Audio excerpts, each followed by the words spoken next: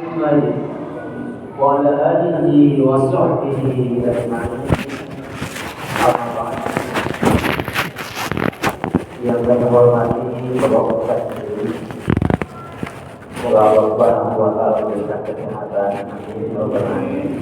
Yang kami hormati para tokoh masyarakat, para pengurus istiqomah, semoga senantiasa istiqomah. Amin. Yang kami hormati bapak-bapak, ada ibu-ibunya?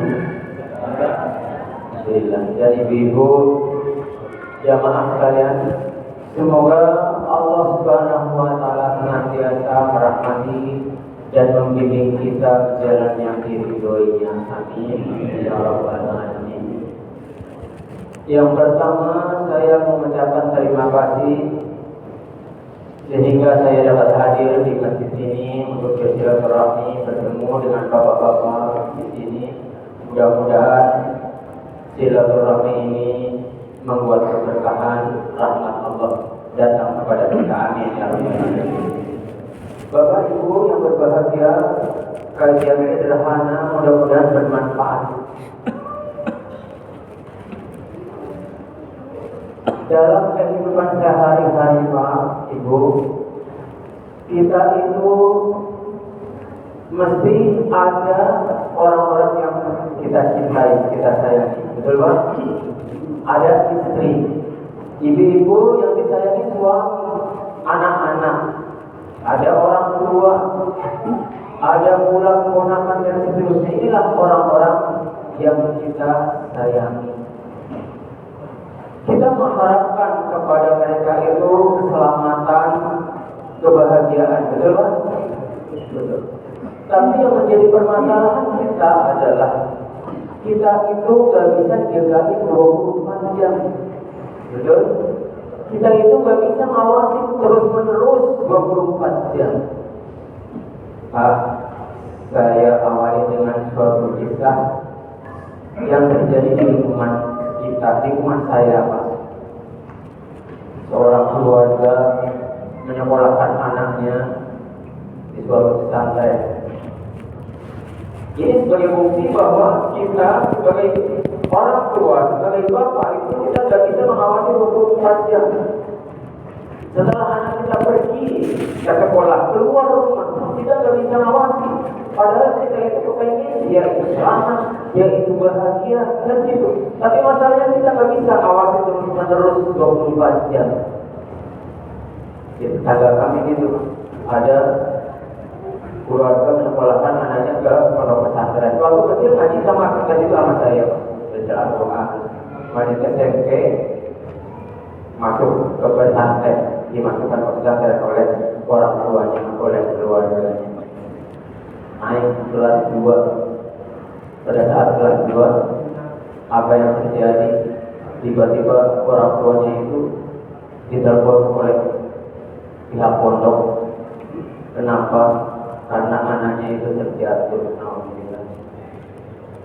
dari lantai 2. Ini kan tidak kita harapkan. Kita maunya sesuai dengan yang kita harapkan. Dia itu dimasukkan ke pondok supaya jadi orang yang soleh, menjadi anak yang bermanfaat di kemudian hari, menjadi aset buat kita orang tuanya. Namun yang menjadi masalah kita itu tidak bisa awasin terus-menerus. Itulah yang terjadi. Dikabarin anaknya jatuh sakit, orang tuanya langsung menuju ke pondok pesantren. Di tengah jalan dapat telepon lagi, meninggal dunia. Ini bukan berarti menjelekan pesantren.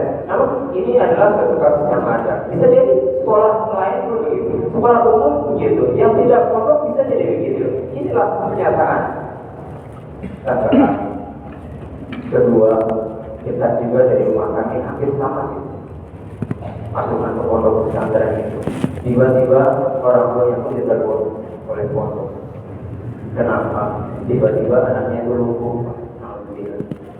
Semoga Allah melindungi kita, anak kita, orang-orang yang kita cintai dari hal-hal yang demikian. Amin. Ini adalah suatu bukti yang dia bahwa kita itu gak bisa mengawasi 24 jam gitu. Maksudnya apa yang harus kita lakukan? Dan pokok permasalahan. Begitu, mulai ditelepon, dijemput, ternyata apa yang terjadi? Dijemput dibawa pulang. Diperiksa dokter sana sini, kebetulan orang punya itu kerja di rumah sakit juga. Ternyata kena virus, sehingga lumpuh kemudian. Maksudnya ini berbagai kasus, bukan hanya di pondok pesantren, bukan berarti saya cuma di dalam tidak, tapi di sekolah umum ketika anak keluar rumah kita sering mendengar berita ada tawuran lah, macam-macam lah, belum ada. Ketika kita berangkat ke kantor kerja, ibu-ibu pun harus ada kekhawatiran kepada suaminya kan, ada rasa cemas. Apa sih yang harus kita lakukan untuk itu? Jadi permasalahannya adalah kita itu nggak bisa jagain orang-orang yang kita cintai itu terus-menerus. Kita nggak bisa jagain orang-orang yang kita sayangi itu 24 jam. Apa yang harus kita lakukan ini? Ternyata mudah, Pak. Pertama, hendaknya kita menitipkan kepada Allah Subhanahu wa Ta'ala. Bapak-bapak pernah menitipkan istri ketika kita bekerja? Tidak pernah, Pak. Padahal ada babnya mengenai ini. Ada poinnya di agama kita, diajarkan oleh agama kita. Kita keluar rumah, kita pergi bekerja, hendaknya kita titipkan itu istri kita yang ada di rumah. Anak ketika berangkat sekolah, hendaknya kita titipkan kepada Allah Subhanahu wa Ta'ala. Orang-orang yang kita cintai ketika kita berpisah, hendaknya titipkan kepada Allah Subhanahu wa Ta'ala. Dan ada di surat Ali Imran, seringkali kita berzikir hasbunallah wa ni'mal wakil, ni'mal maula wa ni'man nasir. Kenapa kita menitipkan kepada Allah? Karena Allah itu adalah al-wakil. Salah satu dari 99 nama Asmaul Husna, dia adalah al-wakil. Apa al-wakil? Yang maha memelihara, yang maha melindungi. Inilah poinnya. Ini diajarkan oleh Nabi Rasulullah SAW. Ini ada di dalam Al-Quran. Ada kisah-kisah menarik di dalam Al-Quran. Surat Al-Imran, kisah keluarganya Imran. A'udzubillahi minasyaitonir rajim. Inna Allaha astawa Adama wa Nuhan wa ala Ibrahim wa ala Imran 'alal 'alamin. Dzurriyyatan ba'duha min ba'din wallahu samii'un 'aliim. إذ قالت امرأة عمران رب إني نذرت لك ما في بطني محررا فتقبل مني إنك أنت السميع العليم. ولما وضعتها قالت رب إني وضعتها أنثى والله أعلم بما وضعت وليس الذكر كالأنثى وإني سميتها مريم وإني أعيذها بك وذريتها من الشيطان الرجيم. Ini أعيذها بك وذريتها من الشيطان الرجيم. Ini poinnya. Istri Imran yang sedang mengandung bayinya belum lahir sudah dititipkan kepada Allah. Wa inni u'iduha bika wa dzurriyyataha minasyaitonir rajim. Dan sesungguhnya ya Allah, aku berlindungkan anak ini kepada Engkau dari setan yang terkutuk. Dititipkan sama Allah supaya Allah melindungi. Kalau orang menitipkan kepada Allah, manusia itu menitipkan sesuatunya kepada Allah, maka insya Allah Allah itu pasti akan melindunginya. Allah itu tidak akan menyia-nyiakan titipannya. Titipannya itu apa yang terjadi? Kandungan istri Imran yang bernama siapa? Siapa? Anaknya Imran, Maryam. Jadi orang yang soleh dalam Al-Quran. Rasulullah SAW demikian pula. Ketika beliau Rasulullah SAW kemudian memberangkatkan pasukan perang, apa yang dikatakan oleh Rasulullah? Ya Allah, aku titipkan orang ini keimanannya, keselamatannya, kebahagiaannya, keamanannya. Ketika ada sahabat yang keluar rumah, begitu pula, ya Allah, aku titipkan orang itu agamanya, keamanannya, keselamatannya. Begitu pula dengan kita. Bahasa yang lain, astagfirullah, saya titipkan engkau kepada Allah. Lupa Pak, gak bisa bahasa Arab, pakai bahasa kita. Ketika anak kita keluar rumah berangkat ayam, cuci tangan, titipkan kepada astagfirullah. Kemudian kamu dengan doa, mudah-mudahan anak itu tidak soleh, hati-hati ya nak.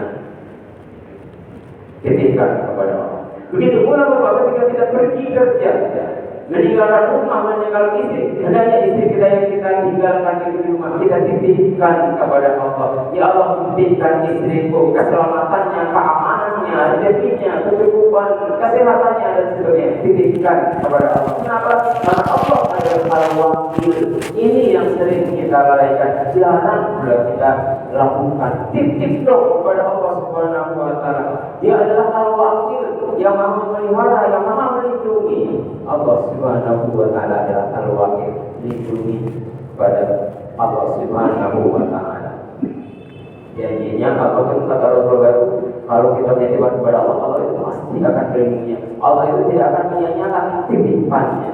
Jadi kesimpulannya adalah kalau kita itu cemas dengan orang-orang yang kita cintai, kita itu khawatir dengan orang-orang yang kita sayangi, titipkan kepada Allah Subhanahu wa Ta'ala, karena Dia adalah al-wakil, yang maha memelihara, yang maha melindungi.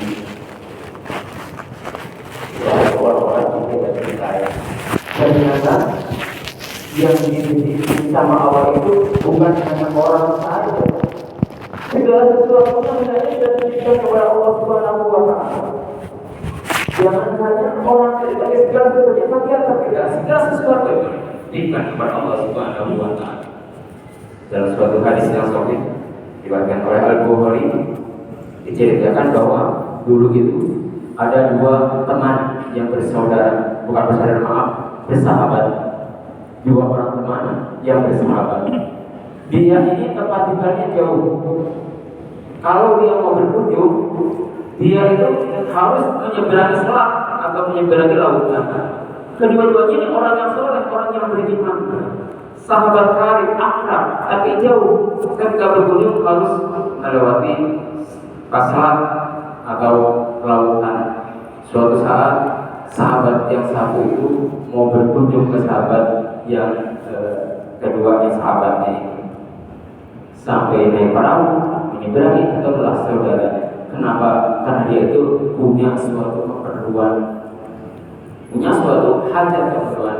Kalau bahasa kita, bro, apa kabar bro? Bahasa kita, alhamdulillah, selamat, sehat, walafiat. Ini saya ada keperluan untuk kebutuhan hidup, untuk modal bisnis, untuk apalah. Pinjemin dong saya 100 dinar. Hadis sahih Pak, bisa dicek. Riwayat Bukhari. Pinjam dong saya 1000 dinar. Kata sahabat yang mau pinjemin, yang punya uang, bilang 100 dinar itu enggak kecil, gede. Kalau itu tolong datangkan saksi untuk saya. Kata orang yang meminjam sahabatnya, dia bilang saksinya adalah Allah Subhanahu wa Ta'ala. Bahasa Al-Qur'annya adalah wa kafa billahi syahida. Allah lah sebagai saksinya. Ini enggak main-main dong kawan. Ini 100 dinar itu gede. Orang ini kalau mau mengapas Allah sebagai saksinya, dia saya percaya. Kalau itu ini bukan main-main, ini uang besar. Tolong kasih saya jaminan. Ini kan suatu hal yang lumrah. Tolong dong kasih saya jaminan, kata orang yang punya uang ini. Kata orang yang meminjam, Allah adalah jaminannya. Apa bahasa Al-Qur'annya? Wa kafa billahi wakilan. Allah sebagai penjaminnya, pemeliharanya, pelindungnya. Allah Subhanahu wa Ta'ala. Orang ini sama-sama soleh, orang ini sama-sama baik. Baiklah kalau itu. Kalau Allah sebagai saksinya, Allah sebagai jaminannya, insya Allah saya tidak ragu dikasih pinjam 100 dinar. Terima kasih sahabat, kau telah berbaik hati kepadaku. Kemudian dia singkat, bisa pulanglah ke rumahnya dengan menyeberangi lautan katanya. Karena ketika dia berkunjung itu harus punya gerakan pulanglah ke rumah. Dia itu janjian minjem itu ada batasnya, ada batas temponya. Nanti sekian tahun pada hari ini tanggal sekian kamu harus kembaliin. Siap. Karena sama-sama soleh. Yang satu orang yang baik, yang satu juga baik, sama-sama itu akan menepati janjinya masing-masing. Pulanglah. Uang itu diolah sesuai dengan kebutuhannya 100 dinar buat hidupnya lah, buat bisnisnya lah, buat macam-macam lah. Kisah singkatnya tinggallah waktu yang dijanjikan atau yang ditentukan. Maka orang yang minjam ini dengan berusaha dengan menepati janjinya ingin mengembalikan atau mengembalikan hutangnya kepada sahabatnya itu. Sampai di pinggir pantai dia cari-cari penyeberangan, dia cari-cari perahu. Kok nggak ada ya hari ini perahu ini? Padahal hari ini udah jatuh tempo saya untuk kembali uang ke sahabat saya. Kenapa ya nggak ada sama sekali perahu yang lewat? Kemudian lama dia ternyata sudah berdesak waktunya. Aduh gimana? Saya kalau gini salah ini kalau merasa dirinya sekarang kalau hari ini tidak menepati janji untuk mengembalikan uang yang tersebut. Akhirnya Pak, dia ambil suatu kayu, kemudian dia lubangi sedikit, kemudian uang itu dia taruh, setelah diplastikin tentunya, taruh, dikasih surat. Kira-kira bahasanya itu, wahai sahabatku, ini adalah uang 1000 dinar, akan aku kembalikan yang dulu pernah aku pinjam. Kemudian dia tutup, dia paku, dia bungkus plastik rapat. Apa yang dia bilang itu? Bilang sama Allah, ya Allah, hari ini jatuh tempo hutang saya. Engkau maha tahu, aku telah berhutang 100 dinar. Engkau pun tahu bahwa dia itu kita saksi. Dan aku bicara bahwa engkau adalah saksinya, bahwa apabila syahidah. Kemudian sahabat itu juga minta jaminan. Aku kemudian bilang sama sahabat itu, engkau lah jaminannya ya Allah. Apabila diwakilan. Sekarang saya sudah berusaha nungguin perahu yang lewat, sudah nungguin perahu tumpangan yang ada, ternyata tidak ada. Maka ini ya Allah, aku titipkan hutangku ini, pembayaran hutangku ini kepada engkau ya Allah. Sampaikanlah uang ini kepada pemiliknya, dilempar ke dalam lautan ke pinggir pantai. Bismillah, Allahu Akbar. Sahabat yang ada di sana, di seberang sana, karena tahu hari itu adalah hari jatuh temponya, sudah janjian sama orang itu bahwa dia akan melunasinya, berusaha akan datang, dia tungguin di sana, di seberang sana. Dia tungguin terus, dia berharap temannya itu datang mau bayar hutang yang karena sudah janjian dia tungguin terus, ternyata tidak nongol, nggak ada kapal hari ini. Enggak ada tanda-tanda ada orang yang mau datang ya lewat kapal, enggak ada sama sekali.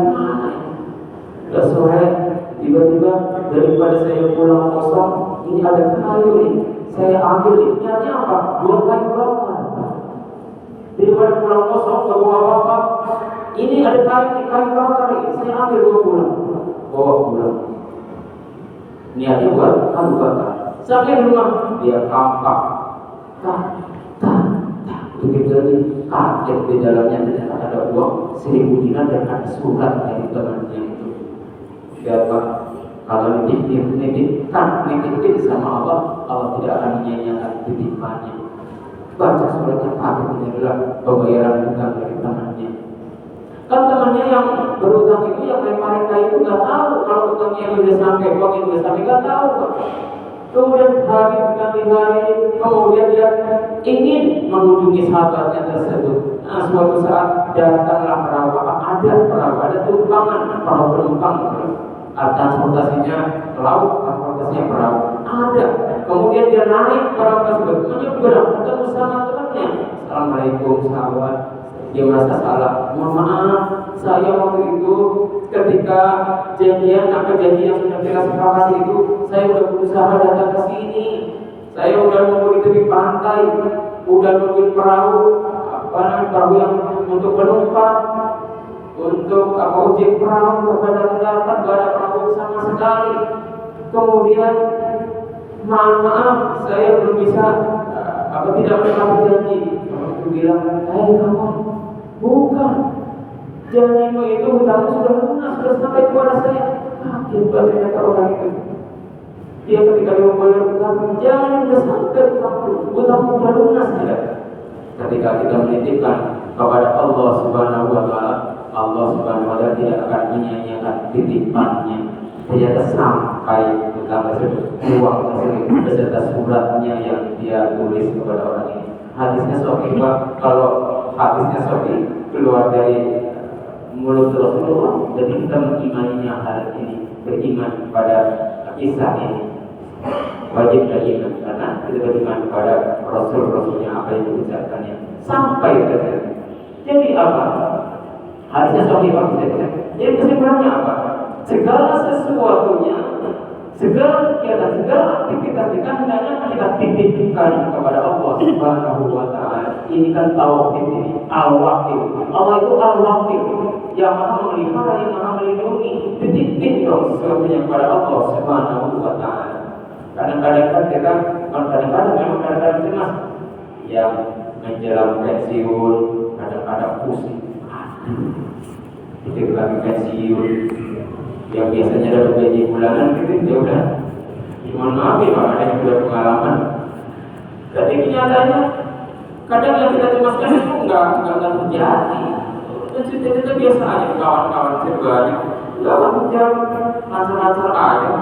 Rezekinya lancar, usahanya ada, lancar-lancar aja. Ada juga yang anaknya itu mau masuk sekolah perguruan tinggi, aduh pusing. Bayarannya mahal banget, betul Pak? Kenapa sih gak kita titip saja sama Allah? Ini ada babnya. Allah itu al-wakil. Maka apabila wakil, hasbunallah wa ni'mal wakil.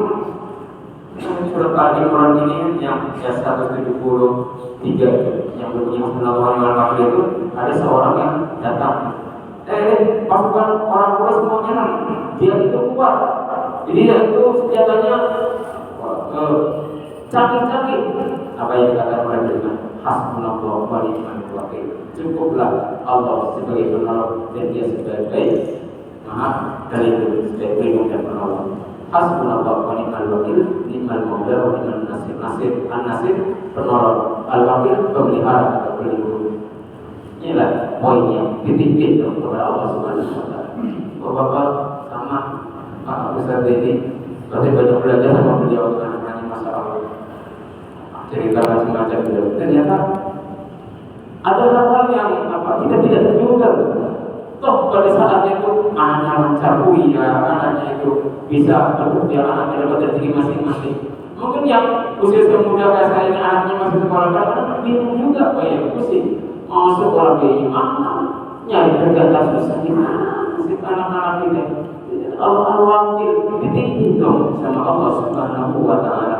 Waktu kita beriman bahwa Dia Allah Maha Luas Rezeki-Nya, beriman. Bukankah kita beriman percaya bahwa Dia itu adalah Maha Melindungi, beriman juga. Bukankah kita beriman juga beliau adalah Maha Petunjuk, Maha Rahman, Maha Rahim? Kita beriman. Kenapa sih kita titipin anak-anak kita kepada Allah Subhanahu Wa Taala? Ibu,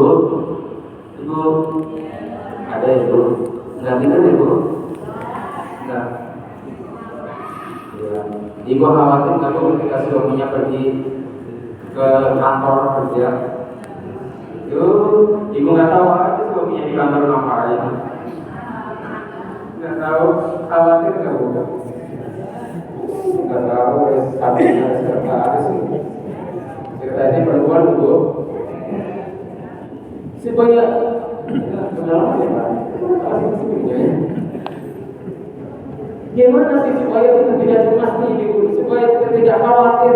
Titipin dong semuanya, suaminya yang bersama Allah. Suaminya berangkat, titipin sama Allah, ya Allah, titipin suamiku ya Allah.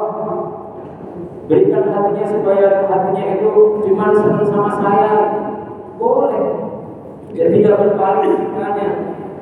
mudahkanlah urusannya, mudahkanlah pekerjaannya, dan sebagainya. Titipin sama Allah Subhanahu wa Ta'ala. Allah itu Al-Wakil.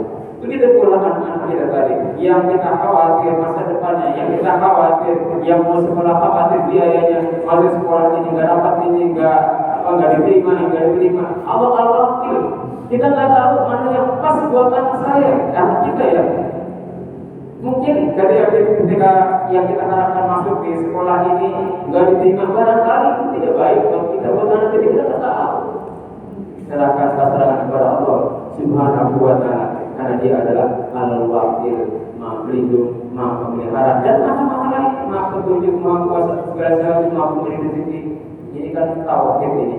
Kadang-kadang kita sering mengucap, sering membaca, tapi belum kita praktikkan dalam kehidupan sehari-hari. Masalah mudah-mudahan apa yang sederhana ini poinnya dititipin kepada Allah Subhanahu wa Ta'ala. Segala sesuatunya, ya anak, ya istri, ya suami, ya pekerjaan, ya masa depan, dan seterusnya.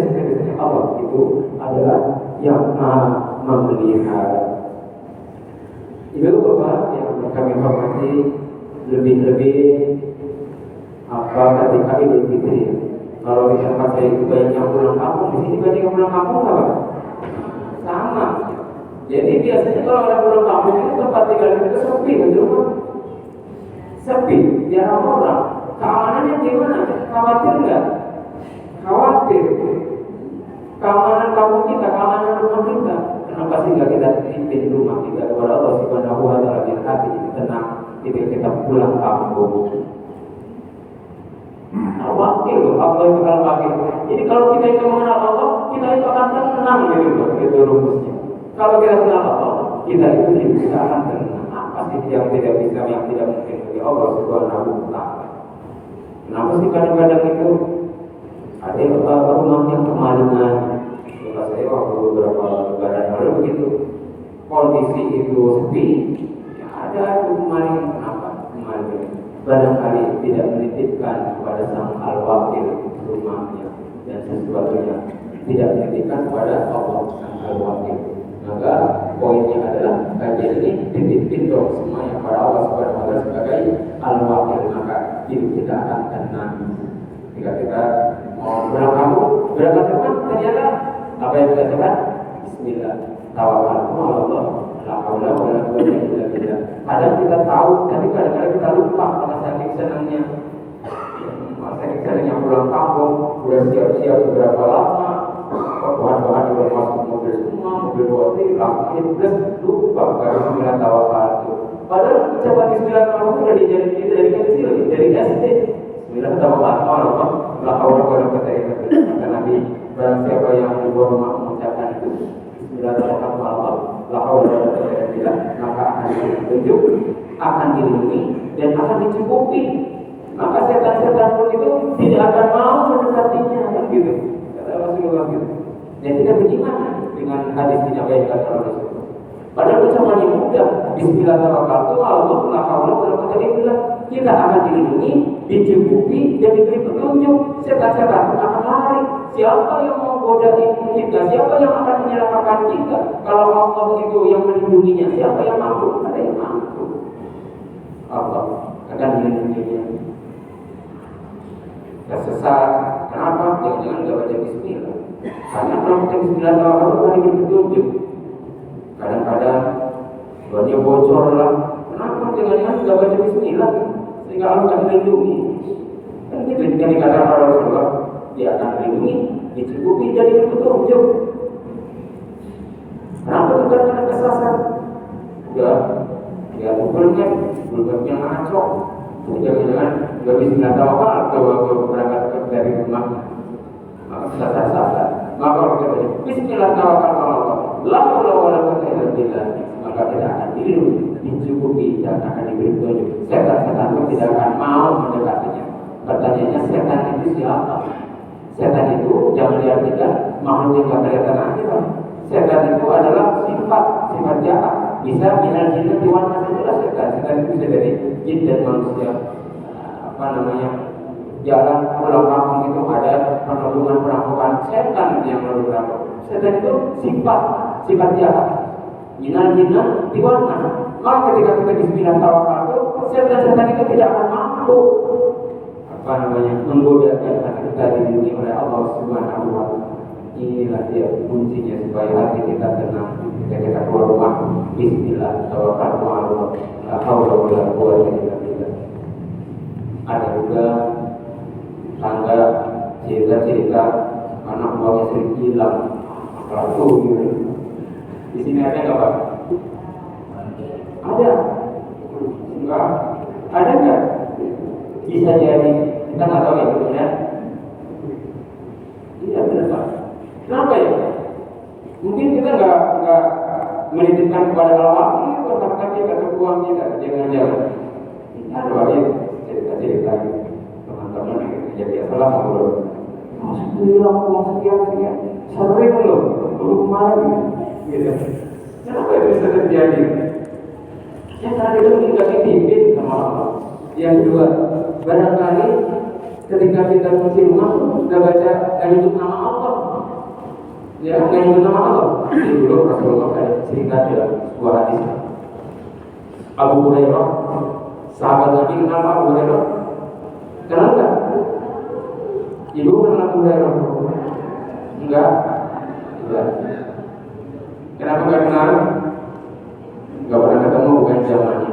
Abu Hurairah itu sahabat Nabi, pernah ditugaskan oleh Nabi untuk mengumpulkan zakat. Jadi apa? Ambil zakat, mengumpulkan zakat. Kemudian ada orang yang datang memelas. Tolong itu kasih nama Rasul mau ngambil bagian zakatnya, ditangkap sama Abu Hurairah. Dia itu memelas. Saya butuh Pak, saya berhak Pak, keluarga saya belum makan, saya 3 hari belum makan Pak, istri saya ini. Kemudian dilepas oleh Rasulullah. Besok saya akan adukan kepada Rasulullah. Pergi ke orang itu.